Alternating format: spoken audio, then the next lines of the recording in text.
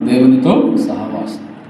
ప్రార్థన అనేది దేవునితో మాట్లాడడం చూపిస్తాం. అందుకే ప్రార్థన మనము గ్రీకు భాషలో ప్రస్తుకే సృష్టికర్తైన దేవునితో సృష్టించబడిన మనం మాట్లాడటం, దేవునితో మాట్లాడటం. ఒక తల్లితో చెప్పుకుంటే అంతకంటే అధికంగా కూడా దేవునితో మనము మాట్లాడేదే ప్రార్థన, దేవునితో మాట్లాడటం. ఇక్కడ మనము 2వ అధ్యాయం 12వ వచనంలో ఇప్పుడు చదవడం, ఒకరు 2:12 చదవండి. ఇప్పుడైనను కన్నీరు విడుచు దుఃఖించు రండి. కాబట్టి ఇది యెహోవా వాక్కు, దేవుని మాట. ఏంటి దేవుని వాక్కు? ఇక్కడ దేవుని మాట ఏంటి అంటే, ఇప్పుడైనా మీరు ఉపవాసం. ఎవరి గురించి? ఇశ్రాయేలు ప్రజల గురించి దేవుడు చెప్తున్నాడు. పాత నిబంధన మొత్తం కూడా దేవుని ప్రజలు ఇశ్రాయేల్. పాత నిబంధనలో ఇశ్రాయేల్ గురించి మనం చూస్తాం. అంటే పాత నిబంధనలు ఇశ్రాయేలు, కొత్త నిబంధనలకు వచ్చరికల రక్షణ పొందిన దేవుని సంఘం, మనకు సాదృశ్యం. ఇప్పుడు దేవుడు ప్రవక్త అయిన ఏవేలు ద్వారా చెప్తున్నాడు. ఏవేలు ప్రవక్త ద్వారా. ఏవేలు అంటే ఆ పేరుకి అర్థము యెహోవా దేవుడు, యెహోవా దేవుడు. ఏవేల్ అంటారు. ఏల్ అనేది ఇబ్రూ పదం. బేతేల్ అంటే దేవుని మందిరం, ఏల్ అంటే దేవుడు, బేత్ అంటే మందిరం. అట్లానే ఏవేల్ అంటే యెహోవా దేవుడు అని అర్థం. ఏవేల్ అందుకే ఆయన యావే, యెహోవా అని మనం సందర్భాలు హీబ్రూ భాషలో చెప్తూ ఉంటారు. యెహోవా దేవుడని ఏవేలు ప్రవక్త. మరి ఈ పుస్తకము రాసిన ఉద్దేశం క్రీస్తు పూర్వం 835 నుండి 796 వరకు సుమారు 40 సంవత్సరాల కాలానికి చెందిన ఈ సందర్భ పుస్తకం ఏవేలు గ్రంథం.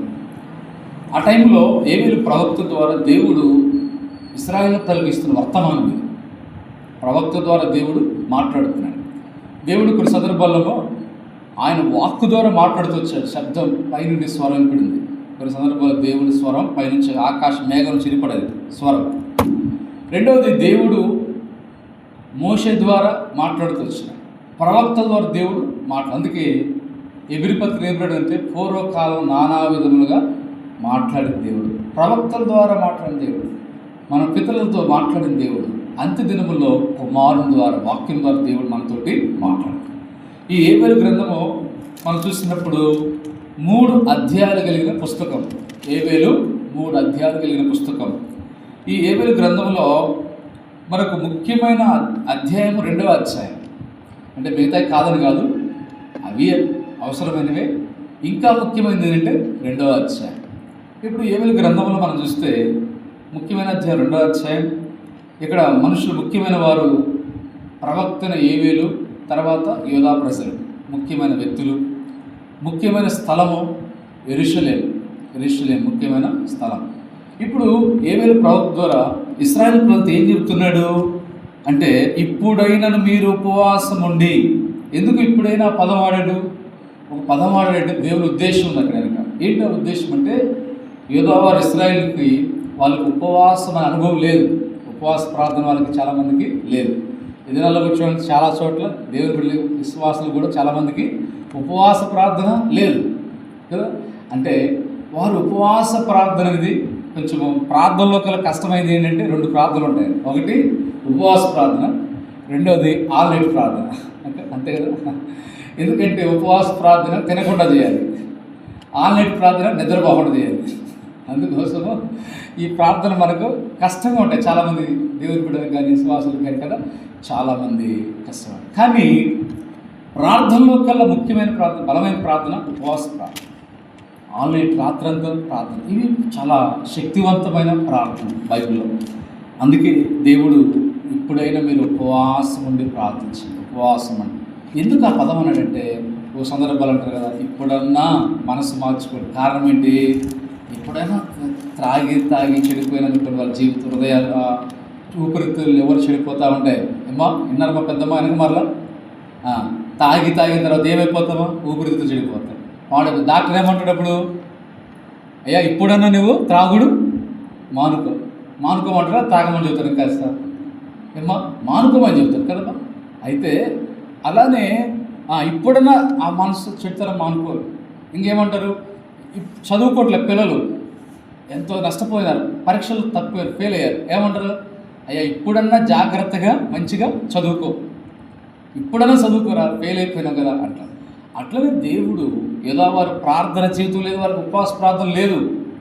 అందుకే దేవుడు అనంటే ఇప్పుడైనా మీరు ఉపవాసం ఉండండి. ఎందుకంటే ఒకటి, వారి జీవితంలో ఉపవాస ప్రార్థన జీవితం లేదు, ఒకటి ఇశ్రాయేలుకు ఏదో వారికి. రెండవది ఎందుకన్నాడంటే అక్కడ జరిగిన నష్టాన్ని బట్టి. 1వ అధ్యాయంలో చాలా ఘోర నష్టం జరిగింది. ఆ నష్టాన్ని బట్టి ఇప్పుడన్నా కదా, ఇంత నష్టం జరిగింది కదా ఇప్పుడన్నా అన్నట్లుగా. కాబట్టి ఏంటి నష్టం అంటే 1వ అధ్యాయం నష్టం ఏంటంటే అక్కడ 4 రకాల పురుగులు ఉన్నాయి. గొంగళ పురుగులు ఉన్నాయి, మరి చెడ పురుగులు ఉన్నాయి, మిడతలు ఉన్నాయి కదా, పసర పురుగులు ఉన్నాయి. ఈ 4 రకాల పురుగులు ఏం చేస్తాయంటే పంటను తినివేసే పరిస్థితి. కాబట్టి చూడండి, ఈ పురుగులు పంట అనేది దేవుడు ఎందుకు చెప్పాడు ఈ అధ్యాయం 1వ అధ్యాయం అంటే భౌతికమైన పంటల గురించి చెప్పట్ల దేవుడు, ఆత్మ సంబంధమైన పంటల గురించి చెబుతున్నాడు దేవుడు ఈ అధ్యాయం. ఎందుకంటే ఇశ్రాయేలు దేంతో పోల్చాడంటే ఇశ్రాయేల్ ప్రజలు ఐగుప్తులను తీసుకొచ్చి నేను కనాన్లో నాటుతున్న ద్రాక్ష తోటతో పోల్చాడు. తోటలు అన్నాడు.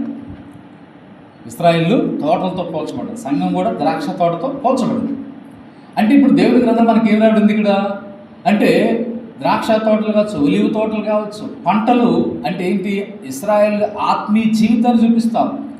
ఇశ్రాయేల్ ఆత్మీయ జీవితాన్ని 4 రకాల పురుగులు అంటే అలాంటి స్వభావము మన ఆత్మీయతను పీల్చివేస్తాయి. పసర పురుగులు ఉన్నాయి కదా, పసర పురుగులు.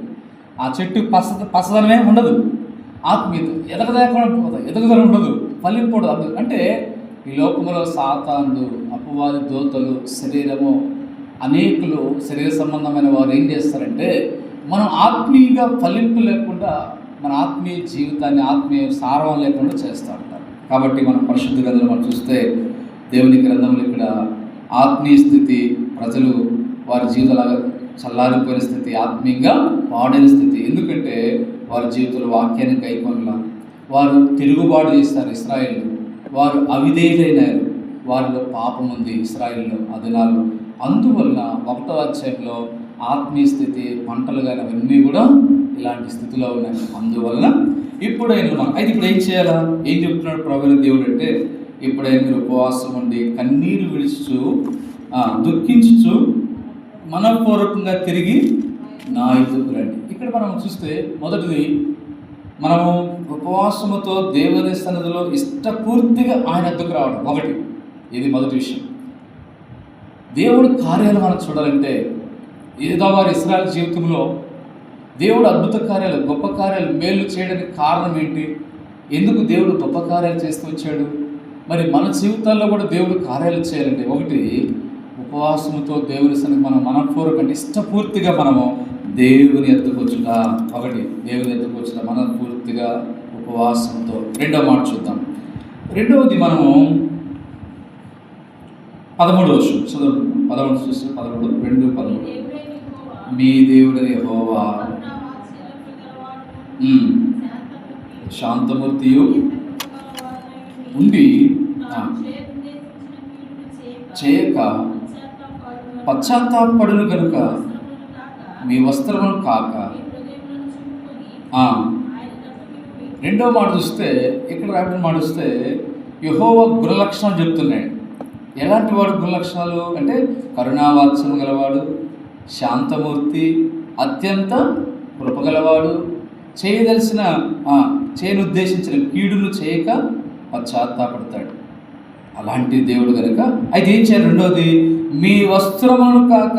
ఏదో ప్రజలారా, ఇశ్రాయేలు దేవుని ప్రజలారా, రెండవదిగా మీరు మీ వస్త్రములను కాక ఏం చేయాలి? మీ హృదయములను చెప్పుకొని ఆయన తట్టు తిరిగి. అంటే రెండవది వస్త్రములు కాదు. బైబిల్లో మనకు కొన్ని సందర్భాల్లో వస్త్రాలు చించుకున్నారు. యేసు ప్రభు ఏమన్నాడంటే నేను దేవుని కుమారుడు, నువ్వు దేవుని కుమారుడువా చెప్పండి. అవును దేవుని కుమారుడు అంటే నువ్వు దేవుని కుమారుడు, దేవుడు అంతటి వాడు అని చెప్పేసి ప్రధాన యాజకుడు ఏం చేసి వస్త్రాలు చించుకున్నాడు. అలాగే మనం కొన్ని సందర్భాల్లో వాళ్ళు కలిగిన పరిస్థితులు, కష్టము, సమస్య వచ్చినప్పుడు వస్త్రాలు చించుకుంటున్నారు. వస్త్రాలు చించుకుంటే ఏంటి? వాళ్ళకి కలిగిన బాధను, దుఃఖాన్ని వ్యక్తపరుస్తారు వస్త్రాలు చించు. అయితే ఇక్కడ ప్రభు ఏమంటున్నాడంటే వస్త్రములను చించుకొనక. మరి వస్త్రాగారికి ఏం చేయాలంట? మీ హృదయములను చింపుకొని ఆయన తట్టుతుంది. ఇది రెండవదిగా దేవుని ప్రజలు చేయవలసిన రెండవ విషయం ఏంటి? దేవుడు ఏం చెప్తున్నాడంటే, మీరు హృదయం చింపుకొని ఆయన తట్టుతుంది. హృదయం ఎట్లా చింపుకుంటామండి? హృదయం అంటే అంతరంగం, ఆత్మస్వభావం. హృదయం చించుకోవడం అంటే ఏంటంటే 51వ కీర్తన 17లో విరిగి నలిగిన హృదయమే నీకు ఇష్టమైన బలి. అంటే మన హృదయంలో ఏం కావాలి? విరిగి నలిగిన హృదయంలోకి రావాలి.